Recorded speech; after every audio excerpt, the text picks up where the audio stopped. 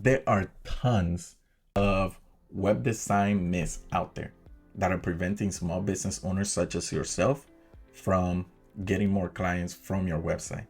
And I am here to debunk them. Why should you listen to me? Well, first of all, my name is Miguel Cairo, and I am the founder and CEO of a web design company here in Fort Lauderdale. Over the years, I've received hundreds of calls from frustrated business owners about their website not performing to their expectations. And what I found is that a lot of them are in this place because they are following outdated information. They are following these common myths that web design agencies, SEOs, and just people in general believe about web design. So let's not fluff, let's not talk too much, let's get right to it. Myth number one, it's that you need a flashy website. Listen, having a flashy website may sound nice, but one, it costs a lot of money to have a lot of custom graphics, animations, and so on your website. Number two, it slows down your website. And number three, it does not mean that you are going to sell more product. Your service is the most important thing on your website. If you are taking people's attention away from your services because they have all these flashy things to look at, you are not going to convert people arriving at your website. Take the example of Amazon. Amazon is the biggest retailer in the world, and nobody is even close. It is by far the largest e-commerce company in the world. And when you go to Amazon, what do you see? Do you see a bunch of flashy things popping up from all over the place? Do you see a bunch of custom graphics? No. You arrive at the Amazon's homepage and you see some products that they think you'd be interested in, a search bar, and some filters. What do they want you to do? Amazon's sole purpose is for you to hit the add to cart button. If you do a search, they show you the results based on whatever search you did. They do not flash a bunch of stuff in your eyes. No, they do not want you to get distracted with flashy things. They want you to hit that add to cart button in your website. What is it that you want people to do? You want them to contact you to find out more about your products and services, or to do a consultation. And if you have a bunch of flashy things on your website, guess what? They're going to be preoccupied looking at all this flashiness, and they are not going to contact you, reach out to you, because they're too distracted. Now, if you are web designer, a graphic designer, an architect, yes, it may be good for you to have some flashiness things on your website. Why? Because you may want to display your skills.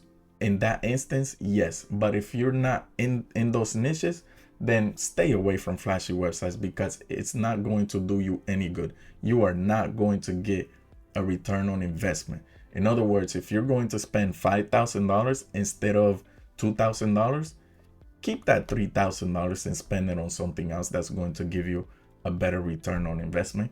And that leads us to myth number two. Myth number two is that more is always better.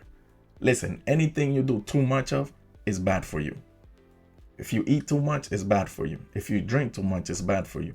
If you run too much, which is a healthy thing to do, it's bad for you.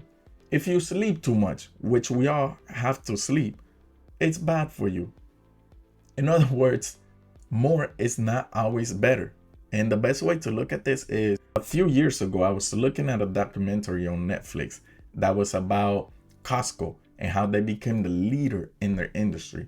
Back in the day, whenever you went to Costco and you wanted to buy something such as ketchup, you would have 10, 15, 20 options. And what they found is that people were just looking and thinking, why is this one better than this one? What's the difference between this one and this one? Why is this one this color and this one this other color?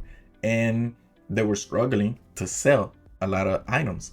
So what they did was they reduced the number of options that people would have to 2 or 3, and they increased their sales. In other words, more is not always better. And I know where a lot of this comes from. Back in the day, whenever you created a homepage on your service-based website, if your competitor had 1,000 words in it, you wanted to create a 2,000 word page. If they had 2,000, you wanted to create a 3,000, a 4,000, a 5,000 word page. And you would have a better chance of ranking above them. But nowadays, Google's algorithm is so advanced that that's not going to help you. Google understands what content is useful, what content is not useful. So if you write a bunch of fluff on your website, Google is not going to care about it. It's not going to reward you for it. In other words, more is not always better. Stay on point. Tell people about your products, your services, where you provide your services, how you provide it, and how you can help them. That's it. You can do that in 1,000, 2,000 words, and you'll be okay. More is not always better, which leads us to myth number 3, and that is that design trumps content. Listen, I own a web design company, so I would love to tell you design trumps everything. But no, design and content go hand in hand. They are like brothers and sisters. They are like twins. If you have a beautifully designed website, but your content sucks, nobody's going to like your website. They may look at it and they're like, oh, that's flashy.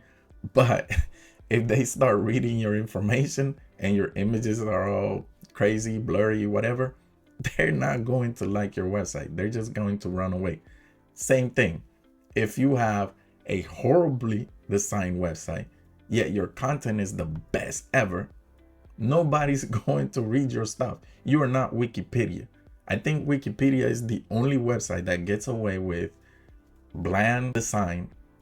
Why? Because it's been around for so long. It's basically an encyclopedia for everything on the web. That's why they get away with it. But in your case, you want to have a website that's well designed, that flows correctly, that leads people into whatever sales funnel you have set up, and you want the content to complement that design to make the perfect fit. And that takes us to myth number 4. SEO is all about keywords.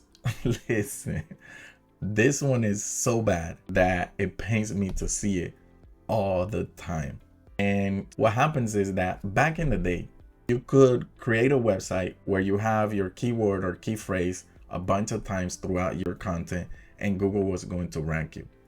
Basically, you would have people writing content on their website that was repeating the same key phrase, keyword over and over and over.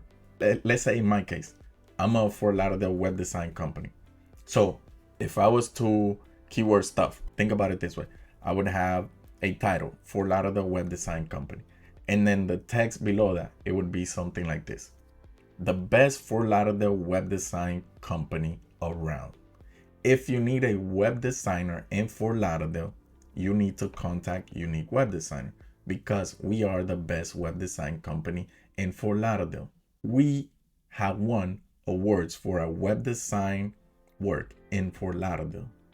In other words, if you're reading that paragraph, you're going to be like, what the hell? Why are they repeating web design Fort Lauderdale so many times?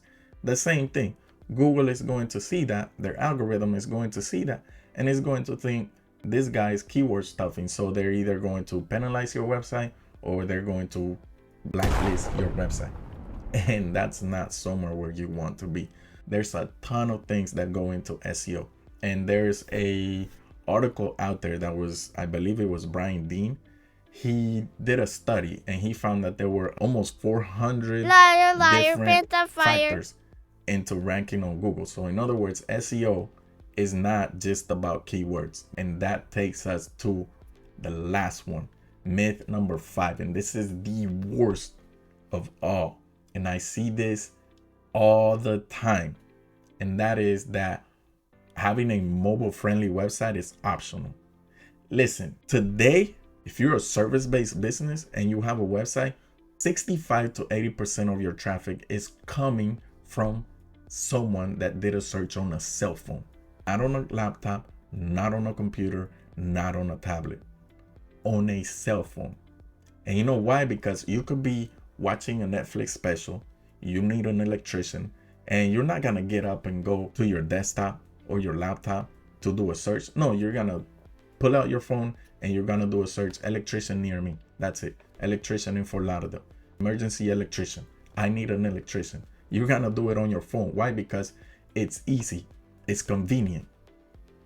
I understand us business owners, we are always in front of a computer because we're doing payroll, we're scheduling. So whenever we have a website built, we think of it, oh, how nice does it look on my computer? And oh, wow, it looks great on my computer. But what about your phone? Most people are reaching your website through their cell phones. So here's what you need to do. If you're having a website created, ask your web design company, hey, is it going to be mobile friendly? But don't just believe them. Grab your cell phone, grab your mom's cell phone, your sister's cell phone, your girlfriend's, your wife, your friend's cell phone, at least 4 or 5 cell phones, and see how your website looks on those different screen sizes. If it looks good, then you're good to go. But do not believe anyone that tells you that having a mobile website is optional. That is a must nowadays. And that's it. That concludes this video. Guys, if you found this video useful, please like the video and subscribe to the channel. Every little bit helps, especially now that the channel is so young. So thank you for watching. I love you guys. And as always, Unique is out. But I will be back.